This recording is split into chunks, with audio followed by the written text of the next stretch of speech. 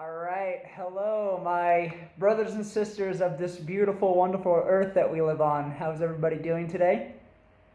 For those of you who don't know who I am, my name is Don, and I live in the beautiful country of Ecuador, and I'm coming to you from Vilcabamba.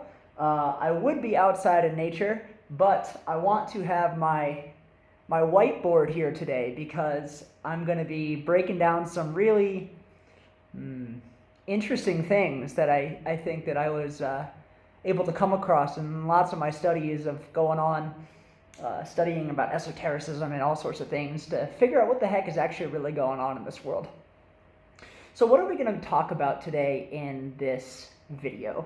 Well, as you've probably seen from the title, it's literally why I actually think it's totally possible for the literal blood of Jesus to actually save us, and what that means. What that actually means from an esoteric perspective. And I kind of laugh at this because if you were to tell me that I would make a video like this, even just like 6 or 7 months ago, I would have laughed at you because it just kind of seems so silly. Like the whole idea of it just kind of seems so ridiculous. And I was raised Catholic, and I just felt like it was being shoved down my throat, like this whole narrative. It's like, gotta believe this, like this is what it is, and I just kind of got turned off by that. But it's really interesting that only until after studying the antithesis of what Christianity is, the antithesis of good and evil, and really sort of understanding the occult realms and the esoteric teachings, did I really sort of come back full circle to this very interesting understanding as to what I'm going to break down with you guys right now. I'm going to warn you, this is going to be a pretty long video because I came to this conclusion with seemingly disparate parts of knowledge that I've sort of been able to come together in some weird mosaic that I guess in my respects makes sense to me. So maybe you guys can tell me about what you think about sort of the conclusions that I'm coming to. Now, I do want to say that it's important that my religion, if you will, is truth. It's not a particular teaching. It's not Buddhism. It's not Christianity. Although I do claim to be a Christian, I do resonate the most with Christianity at this point in my life. I used to live in China. And Taiwan. I studied Taoism and Buddhism and Gnosticism and lots of all those other teachings. But at this point in my life, Christianity resonates with me the most. And I think that this video is going to sort of break down why that's the case. But I go where the truth takes me. And I'm so committed to the truth that I am totally okay with somebody getting on the comments and being like, well, you have the wrong perception of what this is. And I love to be wrong because when I'm wrong, it kind of refines my understanding of getting to what the truth is. Because ultimately, what I want to do is I want to get to the heart of the matter. I want to get to what the actual truth is. And I think that's what all of us seekers are trying to do. So, enough talk. Let's get into the 3 main points of this whole video. And I'm going to break down point by point and step by step. And then at the very end, tie it in all together so that you can kind of get this picture as to what I'm getting at. It's unfortunate, I actually made a video beforehand, but my battery died and I had some great talking points that I had. So I wrote down most of the notes that I took from the last video before, so I'm going to be reading off my notes because I got my phone propped up here and my computer over here. Okay, so the first main point that I want to get started in is the importance, specifically from an esoteric perspective, about blood. The importance and the significance of blood. Now, for those of you who don't know me, I have studied esotericism and the occult for many years.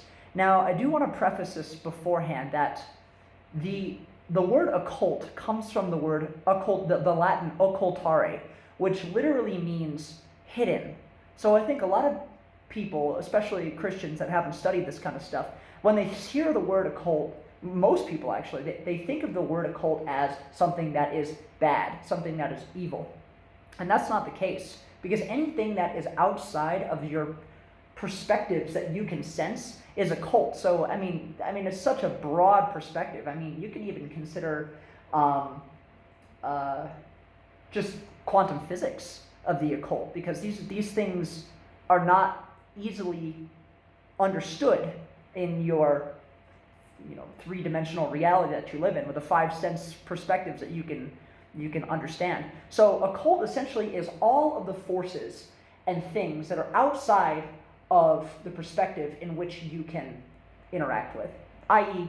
things that are metaphysical, right? Metaphysical things. It's essentially the occult. So the occult's not bad, it's not evil. They're just the things that influence you on a day-to-day basis that you might not be aware of, right? So I think that's pretty harmless, right? Don't worry, I'm not worshiping demons or whatever, So let's go back to the main talking point, the significance of blood. Now, why is the blood so important? And I'm going to be reading my notes over here. Well, human blood, specifically human blood, but just blood in general, is considered a very special liquid. And arguably, blood is one of the most important liquids on this planet, if not the most important. I'd say water's up there too. But if it wasn't for blood, we wouldn't be alive. Blood is pumping through our body all the time. And in an esoteric perspective, there we go. In an esoteric perspective, blood is seen as the life force. It is what keeps us alive, right? And moreover, the blood of everybody contains the entire human genome. Any type of coding that could make up your DNA is in your blood. So it's the unique blueprint of you. And moreover, it's your entire ancestral lineage. It's the story of who you are now, and it's the story of where you will go if you do decide to have children in this world. So it's a very important liquid that tells your story, that continues to propagate life over and over and over again. Now, it seems that with blood, when you're doing a ritual, a specific like demonic ritual or whatever. Now, I'm going to say first and foremost, I don't encourage anybody to do these things. I think it's very foolish to do these things, and I think that you'd be getting yourself into a lot of crap if you didn't know what you're doing. So I'm going to first and foremost say, I don't recommend doing any of the things I'm talking about. I'm just saying that this is how it works from my current understanding and my current perspective. And this is why I think all these things tie in together. So anytime I'm talking about a specific ritual that happens, I don't encourage these things. I don't encourage you to go out and do it. Okay, that's essentially what I'm saying. But it seems, and this is going to tie into a point later, it seems that it's specifically important for blood to be sacrificed in a ceremony or a ritual. And that the key word is the word sacrifice. And we're going to see why this is important in later in the video. Right? So a couple other important points on blood. There's a great article, it's an old school article written by Rudolf Steiner. It's called The Occult Significance of Blood, and that one of my friends sent me. And it had a very interesting kind of point that hopped out at me that I was like, oh, okay, that sort of makes sense. It says, the devil is a foe to blood. Now, if we look at what we had said about blood before, what is blood? Blood is life. Blood is the propagation of life. It is the continuance of life. It is the continuance of the divine spark gifted to us by our Creator. Whatever that is, wherever it may be, we have been created from something, right? Because there's a blueprint that says that. So it's interesting that the devil, or the antithesis, or Satan, or whatever you want to call it, the opposer essentially, the opposer detests and despises life itself. And that makes sense because it is the antithesis of what life is, which is death. So blood is the liquid that sustains and preserves life. And it's interesting that if you're going to sacrifice blood specifically to demons, it's like they want the thing that they can't have. Because love and life is the creative principle that continues to generate the beauty and the creativity of everything that you see around here. The Creator's creation, us ourselves, because we're part of the Creator, right? So it's interesting that these demons that require a blood sacrifice, or even just the most evil dude of all time, the demon, the devil or whatever, it seems like he's almost projecting his disdain upon other people subconsciously showing us what he truly seeks the most, which is the ability to experience life, because we have life. We have this ability to create organically, and the opposer doesn't have that ability.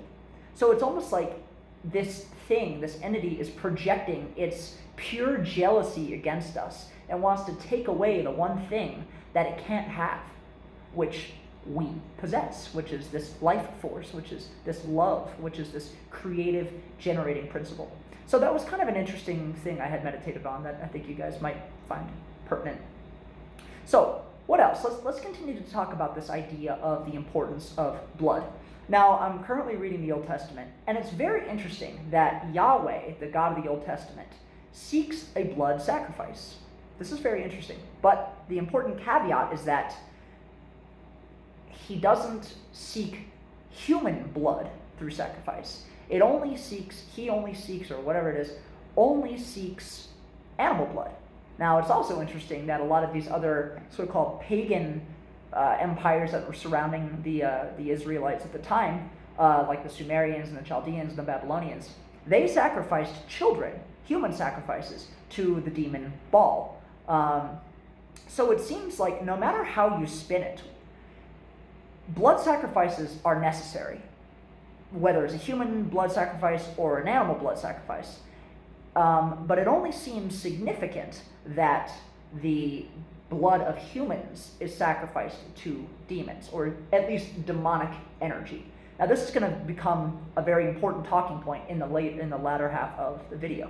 So it seems that human blood sacrifice specifically plays a very important role in the appeasing of these demonic entities, right? So, I'm just reading my notes over here. So, regardless, death and blood seems to play a key role in this ritual. No matter what you're praying to, no matter what you're sacrificing to, it seems like this is a consistent trend. So that was something that had really fascinated me. I'm like, why? Why do people do these really weird things? Why do they do that? Like, it's so creepy and weird to me that people are like, oh, I'm going to go do this ritual and slaughter blood and whatever, And the reason is because it works. There is something outside of this realm that we can't perceive, that you can exchange some kind of energy with in exchange for power and influence or money or whatever it is, that it seems like there is something that's outside of this realm that you can interact with and get something from, specifically through a ritual. Moreover, specifically through a blood ritual, right? So, and again, I don't recommend doing these rituals because you don't really know what you're signing up for. You don't really know what energy or what entity you're interacting with. And because of your ignorance of the rules of the game, you could be subjecting yourself to things that you might not really want to sign up for. So again, I strongly suggest that you don't do these things, right? So one last point about blood, and then I'm going to do a recap of the first point. So there is a ritual that one can do. Again, I don't recommend doing this. I'm just saying that this is how this works. There is a ritual, and it's called blood over intent ritual. Now, what is a blood over intent ritual? Well, from a very cursory perspective, it is you writing down a specific thing that you want to happen in this three-dimensional reality. So that is, I want to be happy, I want to be powerful, I want to have money, I want to get this hot girl, or whatever it is. And you essentially prick your finger, and or cut your hand, or whatever it is, and you spread your blood over that intention. And essentially you are assigning your life force, your DNA, to this intention to come about in this reality.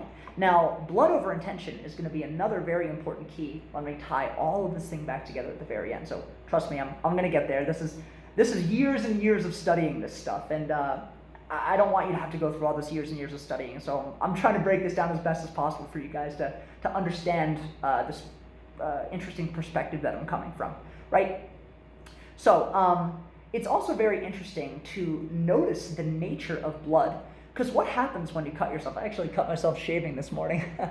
But what had happened was, immediately after I cut myself, what does blood start to do? What is its nature? It starts to coagulate, right? It starts to, here's a key word, bind. It starts to bind together. It starts to connect together. And that's another word, connect. It starts to connect different things together. So when you spill your blood over an intention, you're literally and metaphysically actually sealing your fate to that thing by the nature of blood, because it naturally coagulates together. So it's interesting that from a metaphorical as well as a literal interpretation, that's the nature of what blood does. So to recap about blood, there's a special significance to blood. It is highly valued in some kind of sacrifice. There's a necessitation for a sacrifice. It has some kind of energetic power that allows us to bring about specific desires in this three-dimensional realm, right? And lots of other things, and there's a significance to it. It contains our life force. It contains the blueprint of who we are, where we came from, and where we're going to go. So it's a very important type of liquid, right? So that is the point about blood. That's our first point. The second point that we're going to be getting into is the importance of the realm in which we live in, and furthermore, additional realms that live outside of the perspective in which we cannot perceive. So let's jump into our second point. So I'm reading the notes off of this. So let's just say that this circle, I'm going to do it right here. Let's see how this looks. Yeah, we can see that. Let's just say that this circle is the 3D, my terrible penmanship, is the 3D realm in which we live in. Now, we know that because we live in this three-dimensional realm, we are subjected to specific laws that no matter what you do, no matter what you believe, you're still subjected to these laws.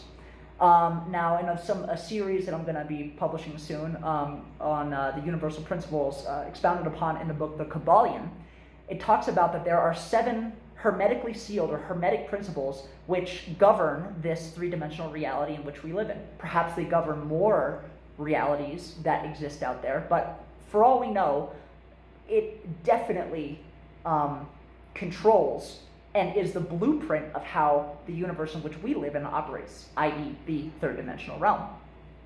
And one of the most important key points of this reality in which we live in, no matter what we do, we can't escape, it's this principle of vibration. Now, to further explain what I mean by that, the principle of vibration essentially says that all is energy, all is vibrating. So, and we know this to be true because of quantum physics. If you go on a very, very, very, very microscopic level, you see that everything is just vibrating energy. And that's everything. You, me, this phone, this marker, everything. It's all just the same mass consciousness of energy that is manifesting itself in different forms. So the same energy is manifesting itself in a marker. The same energy is manifesting itself in a human body, such as myself, right?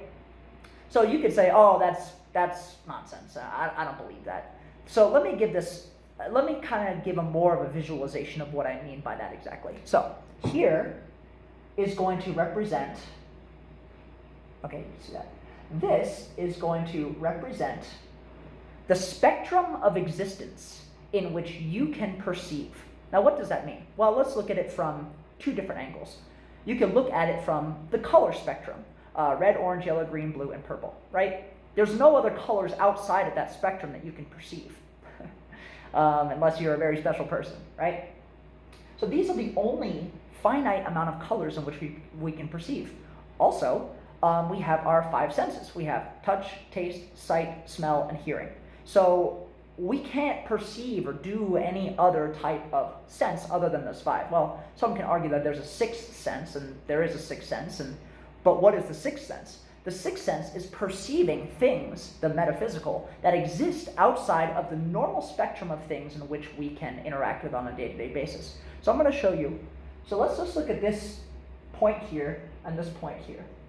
So you can see those 2 lines, right? So in between these realms right here exist a vast array of other different realities that are existing, that are superimposed on this reality that we live in at any given point. So it's interesting to think that there are colors that exist in this realm that I can't perceive. There are sounds that exist in this realm that I can't perceive. There are things that exist in this realm that I can't perceive. Now let me give a very, very practical example. What is Bluetooth? What is the radio? What is television? What is Wi-Fi? Well, what's going on is that those devices are sending a specific frequency in this realm outside of our perspective that are interacting with one another on a different devices. And the only way that you can tap into those realms is if you tune into that specific frequency. So here's the key of where the ritual comes in. When you do a specific ritual in a specific way, you are tapping in and breaking into these other realms of existence that you can't perceive within your finite perspective of existence. Now let's look at this a little bit more here. Now this is very key, because this is what we're getting into when it comes to magic and doing magic, and specifically interacting with demonic entities outside of these realms. So let's take a look at this circle right here that is outside of that three-dimensional realm. Let's just say that that represents a fourth dimensional existence, and this one right here is a fifth dimensional existence, and so on and so forth, and ad infinitum, whatever. So each and every one of these realms is existing outside of the three-dimensional realm in which we can experience. So what happens when you do a magic ritual? Well, you are essentially breaking and penetrating into the veil of the existence outside of this three-dimensional realm. Now, we know that there are boundaries that prevent you from seeing these realms unless you put yourself into a state, or unless maybe you do some kind of a psychedelic drug where you can start to perceive these realms that are existing outside of our perspective. Now, why can't we perceive angels and demons and all sorts of things like this? It's because these angels and demons and these spirits and stuff like that, they live in these different dimensions of existence that, again, are outside of our three-dimensional perspective.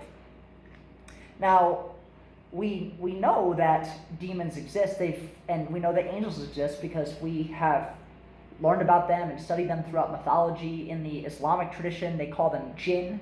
In the Gnostic tradition, they call them archons. So there are these entities that exist outside of this realm that we can tap into. I don't recommend you do it, but so I'm wrapping up my point about these dimensions that exist outside of us. So to recap, we live in this three-dimensional realm, and it's subject to specific laws.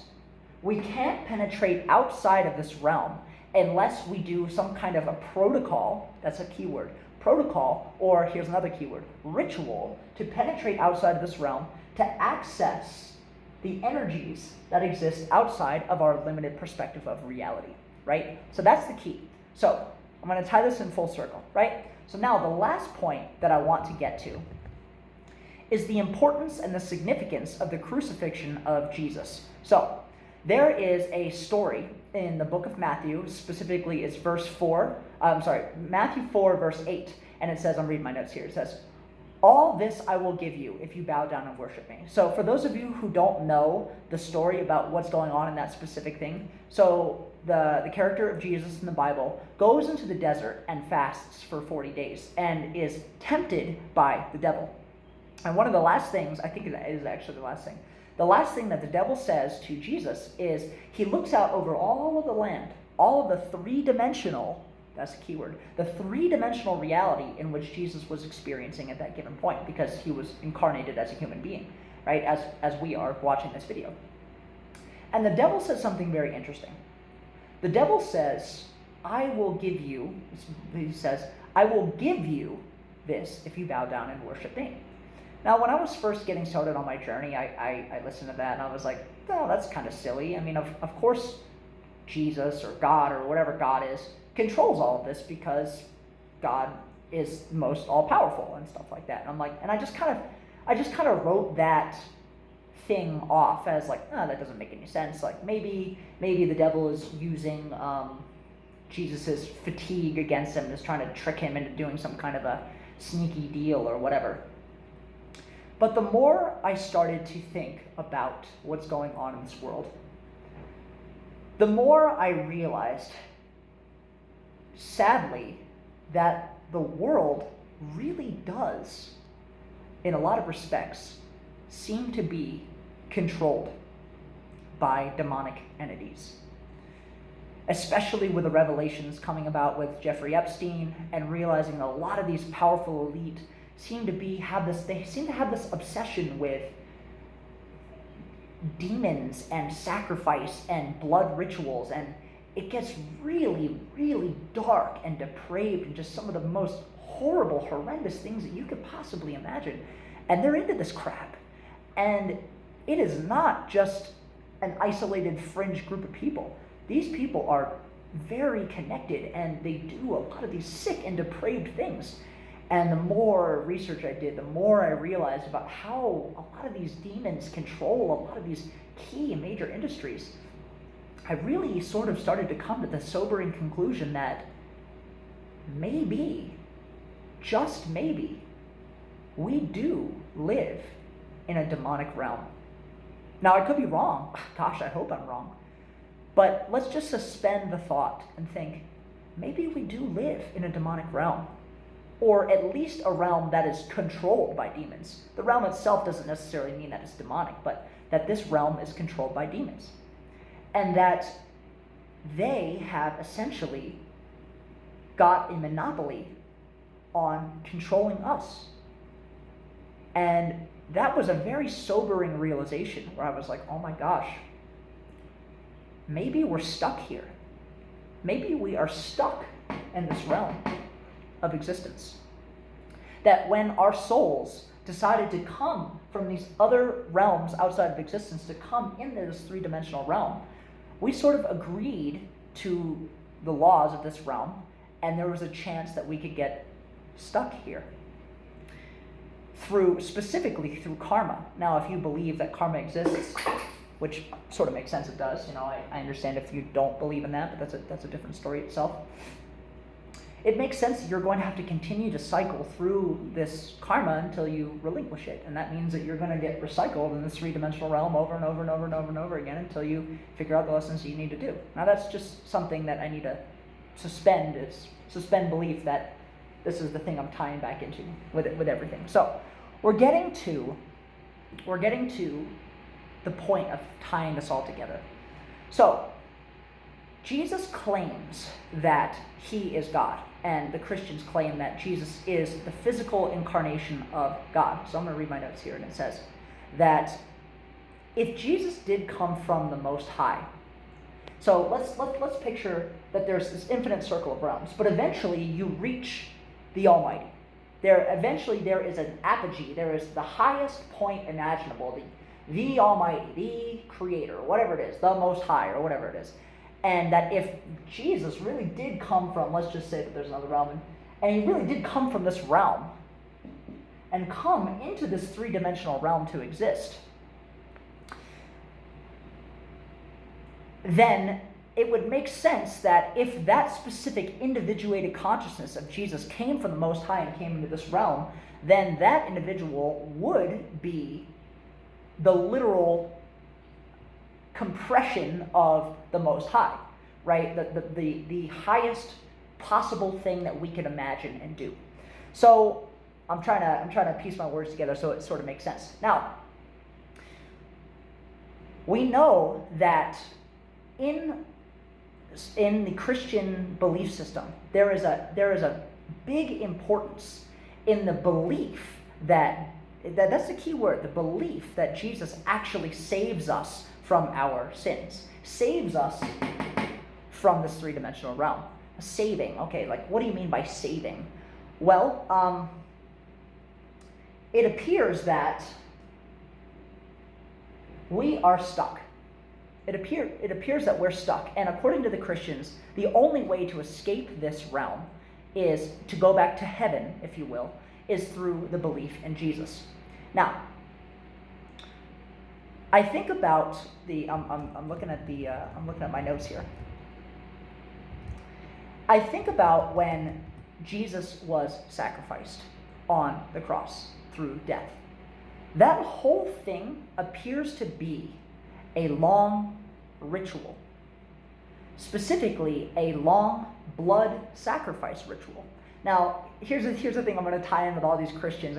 But one thing that really kind of was creepy and weird to me was that everybody's saying, saved by the blood, you're literally saved by the blood. I'm like, that's so creepy and weird. Like, ugh, just go away from me. And then I thought about this whole weird idea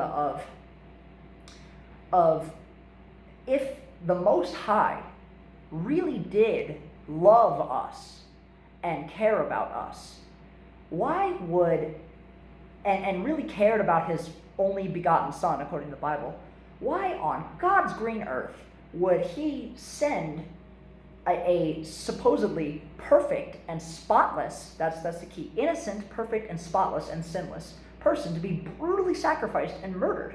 It just doesn't make any sense. At least at that point, I'm like, that doesn't make any sense. Why would the epitome of love do and subject itself to this brutal torture? I mean, like the worst imaginable torture. I mean, my God, could you imagine just being trampled on and spit on and laughed at for just being innocent, you know? And why would this supposedly loving God subject his kin, the Son of God, to this torture? And then I thought, maybe because we live in the demonic realm that's controlled by demons, the only way to get out of this realm is by going through this blood sacrifice ritual. The only way. What if that was the only way? Because it's interesting, because it says in the book of John, it says, I am the way, the truth, and the life. No one comes to the Father except through me, literally through the person. So I'm going to tie this in with what I mean by this. Now, we look at this realm that we live in. So here's my theory. What if through the actual sacrifice of Jesus, through the occult blood sacrifice ritual of Jesus, what has happened is that in this three-dimensional realm that we live in, there was a small little opening in the veil of existence that through the occult ritual of the blood sacrifice of Jesus, it penetrated the veil of the three-dimensional reality.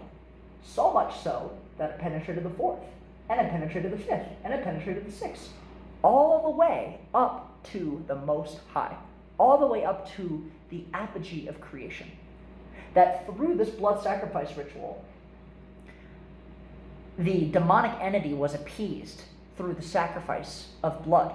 But as a back door, there was a realm, an exit hatch that Jesus gave for people. Now I'm going to tie this in a little more importantly. So with some more important points. It seems that these elites that are so obsessed with this blood sacrifice to demons are very keen on, and this is very terrible to say, but it is what it is, they're very keen on the sacrifice of the most innocent blood, which is namely children. And if you think about what you call Jesus, all of these superlatives that you give Jesus, you call him innocent, you call him sinless, you call him spotless, you call it perfect, right? So in a lot of respects, Jesus can be seen as this perfect, sinless, spotless entity that was given as a blood sacrifice. But it sort of seems like the ritual tricked this demonic realm and left that opening and that hatch for other people. So now it seems almost, now I'm going to go back into the point in the original talking point when I said that there's this whole thing about blood over intent. Now what is the last thing that Jesus says when he dies? He says, forgive them, Father, for they don't know what they're doing. Essentially, that's what it says. So it seems like as Jesus is dying and as he's sacrificing himself through the blood ritual, he is giving an intention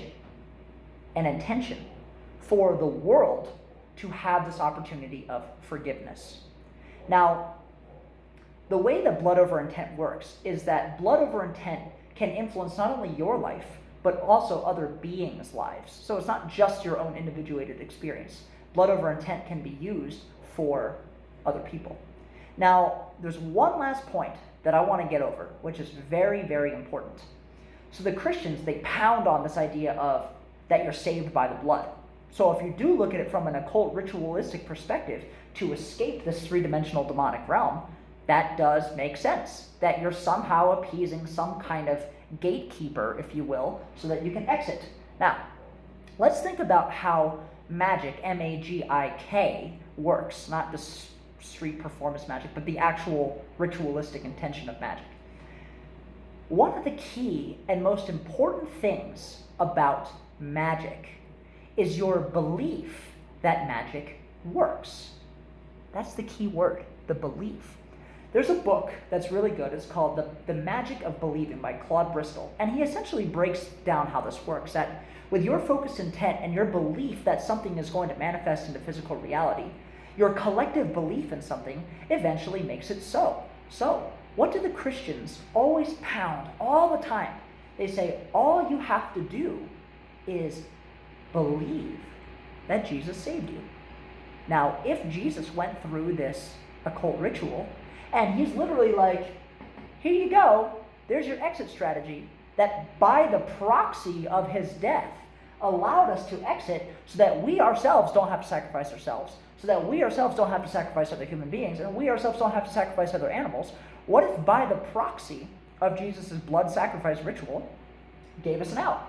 And he said, sure, I did this magic ritual to save you. And all you got to do is believe that the magic is going to save you.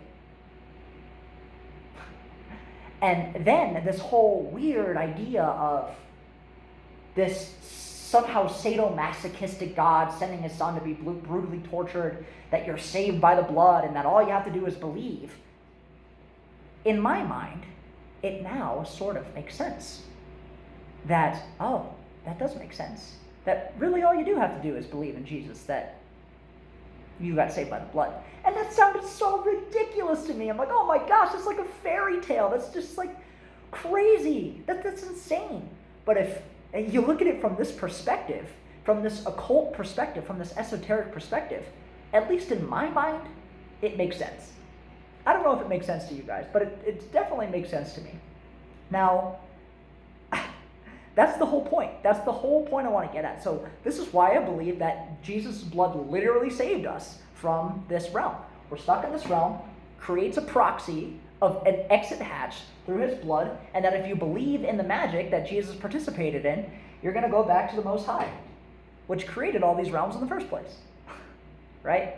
So that might sound pretty ridiculous and pretty out there. And believe me, I get it. This has been years of studying and meditating and researching. And if somebody comments on this video and says, Don, you have it all completely misunderstood, you're crazy, this doesn't make any sense, great. I would love if you can correct me on my understandings and my interpretations of what this whole craziness is. But it really sort of brought a lot of clarity in my life, and I was able to get these divine downloads of what's going on. So that's why I want to wrap up this video with. So it seemed like all those points are pretty disparate, but at the very end, it all ties in with just a different lens of perspective, with understanding this mantra, saved by the blood, all you have to do is believe. I think from this lens, it sort of makes sense. So I hope that was able to shed some light for you. I hope that was able to give some perspectives and insights. And I would love if you guys engage with me. I'm just as interested in learning the truth as you guys are. And that's probably why you guys stumbled across this channel. So I want to end every video with the statement of, you have infinite self-worth. You're worthy of accomplishing your goals and dreams.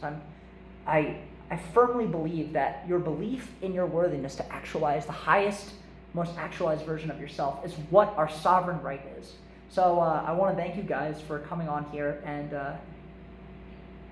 enjoying the message. And I'll see you guys soon. Thanks.